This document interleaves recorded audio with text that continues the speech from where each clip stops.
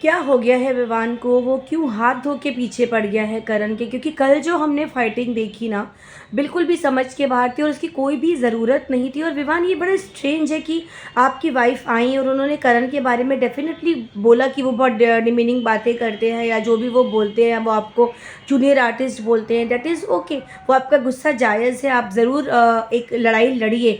मगर क्या आपने कभी करण के खिलाफ कोई साजिश नहीं रची? क्या आपने कभी भी बैठ कर के कोई गॉसिप या कुछ ऐसी बातें करण के लिए नहीं कहीं? क्या आप अविनाश और ईशा के साथ बैठ कर के उनको ऑलमोस्ट टाइम पास बनाने की साजिशें नहीं रच रहे थे?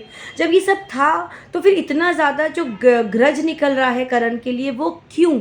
और ये एक तरफा ग्रज क्यों है? क्योंकि अविनाश और ईशा के साथ तो आप बाकायदा आज भी वैसे ही गॉसिप करते नज़र आते हैं, अंदर जाते हैं, अंदर की खबर, शिल्पा ने ऐसे बोला, आपको पता है आज तो ये हो गया, अरे मुझे यार, हम तो बाल बाल बच गए, हमारे साथ तो अभी हमारे साथ तो अभी बवाल हो जाता, हम निकल जाते।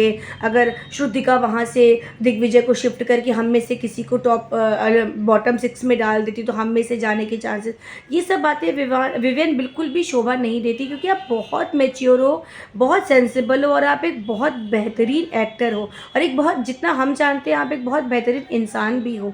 तो ये सब चीज़ें सूट नहीं कर रही हैं। जबकि आपकी वाइफ ने क्लियरली बताया था कि अविनाश और ईशा किस तरीके से प्लान कर रहे थे आपको घर से बाहर निकालने के लिए। उन्होंने नॉमिनेट करने में भी कोई कोर कसर नहीं छोड़ी, उन्होंने आपको नॉमिनेशन से सेव ना होने में भी कोई कोर कसर नहीं छोड़ी। वो तो बाकायदा प्लानिंग एंड प्लॉटिंग के साथ हुआ। क्या वो सब आपको नज़र नहीं आता?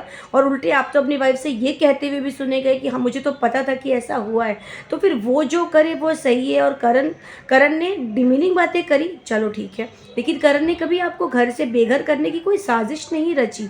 कभी आपके पीछे नहीं पड़ गए कि इनको तो हमें टाइम गॉड बनने ही नहीं देना है, विवियन के साथ तो हमें ऐसे करना है, वैसे नहीं।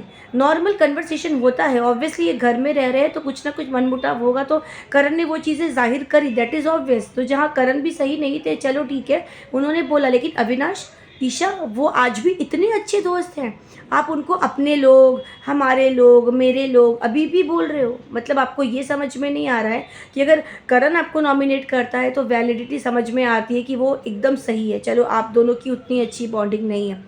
और अविनाश अगर आपको नॉमिनेट करता है, आपके खुद का मेरा लोग होके, अपना लोग होके, हमारा लोग होके, तो वो आपको चलता है। ईशा और अविनाश वो प्लानिंग एंड प्लॉटिंग करते हैं कि हम जान के पीछे आएंगे, धीरे आएंगे, और फोटो हम ऐसे देंगे, वैसे देंगे, वो चलता है। तो इस तरीके से आप क्यों ये डबल बिहेवियर दिखा रहे हो? आपको ये सेंस क्यों नहीं आ पा रहा है विवियन कि आपके साथ कौन सही है, कौन गलत है? और अगर करण गलत है तो इतना भी आप उसके पीछे मत पड़िए। वो आपसे बार बार आके पूछ रहा है कि कुछ हुआ है, कन्फेशन रूम में कुछ हुआ है तो हम बात कर सकते हैं, हम डिस्कशन कर सकते हैं। आप एकदम ब्लंटली मना कर देते हो, मतलब कि ठीक है, सोचेंगे, देखेंगे। तो उसमें आप रूड लग रहे हो विवियन। आप बात करो, आप उसको हक से जाके बोलो।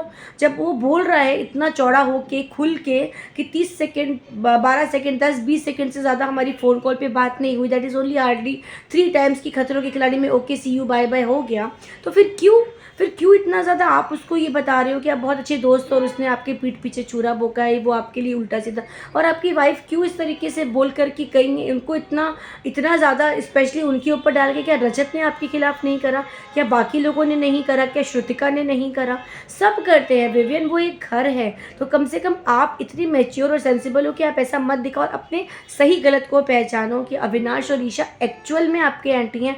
वो एक्चुअल में आपको मुख्य द्वार का रास्ता दिखाना चाहते हैं, ना कि करण और शिल्पा या फिर चुम, कोई भी नहीं। तो प्लीज़ विवियन, जाग जाओ, अभी भी फिनाले दूर है, थोड़ा मौका है। आप प्लीज़ वापस आ सकते हो अपने इस पूरे फॉर्म में, गेम में, और सही और गलत को पहचान सकते हो।